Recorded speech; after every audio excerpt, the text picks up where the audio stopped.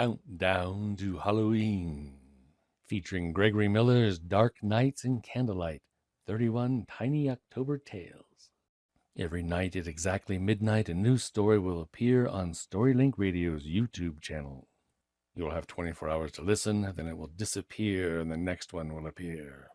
Plan to catch these each day or you'll miss one. Each story will be 2 to 13 minutes long.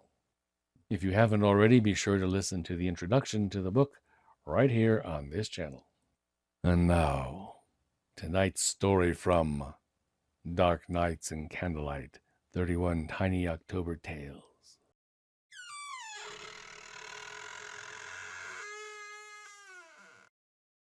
October 5th, The Steps. Heck no, you won't do it. No way. No one ever has. Margaret Fowler smiled. Well, someone must have, otherwise there wouldn't be any stories about it. Tess Clark, Lizzie Brown, and Margaret stood at the bottom of the stone steps looking up. A cool and heady wind swirled crisp leaves around their feet and scuttled them down the stain-chipped blocks that climbed up, up, up above them and disappeared into the darkness of an unseen, overgrown field. And what do you think happened to them, huh? Tess demanded, jerking the leash of her Boston Terrier Sprocket. It's all made up, Margaret said calmly. No, Lizzie replied, folding her arms across her chest. It was just a long, long time ago. You can see the graves in the churchyard. Margaret shook her head. In stories like this, everything happened a long, long time ago. Handy, isn't it? That way no one's still alive who knew the people. The records get lost in fires and floods, and what really went down gets all twisted, don't it? You're new to town, said Tess. Otherwise you wouldn't say that. If Mother even knew I was close to hell's staircase tonight, she'd tan me raw and ground me through Christmas. Well, I'm going up at 11 o'clock sharp, said Margaret, and you'll see how nutty your mother is to believe such crap. Tess's face began to model, and she took a step forward, Sprocket barking and running between her legs. But Lizzie put an arm out and held her back. We just thought it'd be good for you to know, Lizzie told Margaret. If you think it's only a story, okay, but most folk around here take it seriously. So you're saying people here really believe, that because the house that used to be up at the top of those steps burned down, and a couple of families supposedly died in it, the steps can somehow kill people now. Because they're, haunted? What I'm saying, Lizzie said quietly, is that the fire really did kill 3 families. 17 people all told, on October 5th, 1898. And that ever since then, if you walk up the steps on October 5th between 11 o'clock and midnight, the same date and time as the tragedy, that you'll catch fire and burn too. That's what I'm saying. Oh, Margaret snorted. Well, it's 10:58. In 2 minutes, I'm walking up those steps and proving this whole town wrong. We never should have brought her here, Tess said to Lizzie. This was a big mistake. Let's go. I need to get back. Mother thinks I'm just walking the dog. Lizzie pulled at Margaret's arm. Okay, come on. You win. You're brave. We're full of it. Okay, there you go. Congrats. Come on. Let's go. Margaret pulled away and looked at her watch. 11 o'clock. Here I go. They didn't try to stop her. They just turned away in horror.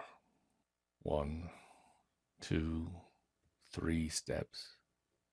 5, 8, 10. Oh, Liz, I can't look, Tess sobbed. Don't, said Lizzie. Don't.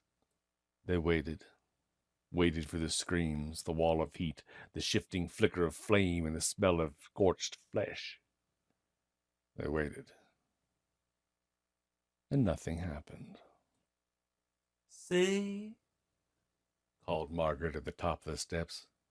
13 steps and all still here. No fire, no smoke, nothing. Gingerly, Tess and Lizzie opened their eyes and turned back around. There Margaret stood, untouched, unburnt, grinning widely high above them. She trotted back down the steps and put her hand on her hips. We should have made a bet, she said. Wow, you should have seen yourselves. Sprocket, stop! What are you... Stop!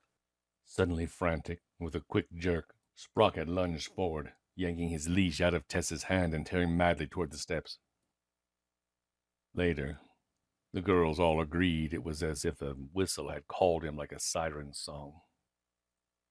The instant his front paws set foot on the bottom step, a great cloak of smoking flame erupted up his torso and tore across his back. The spectacle lasted less than 30 seconds. On the 7th step, Sprocket collapsed, a seared husk, and moments later nothing was left but ash and bone. Tess crouched on the ground, screaming in horror. Lizzie lay close by, heaving onto the sidewalk. Margaret, still standing beside them, simply stared at the smoldering remains, unblinking, until the smoke irritated her eyes and she shut them tight. As if emerging from a trance, she finally opened them, looked around, spotted Tess and Lizzie, then glanced down at her watch. I forgot, she said softly. Oh, how could I? It's always 2 minutes fast. I really need to get a new one. It's on my birthday list. I can't believe I forgot. I can't believe it. She bent over Tess and Lizzie. All right, I admit it, she said softly. You were right. But the admission did not seem to comfort either one of them. Ooh, awkward, Margaret thought, and walked quickly away. You've just heard tonight's story from Dark Nights and Candlelight, 31 Tiny October Tales from author Gregory Miller.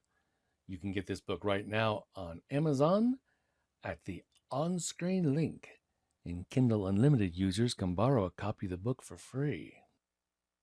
You can learn more about Gregory Miller and his many amazing books and projects at his website, On Screen.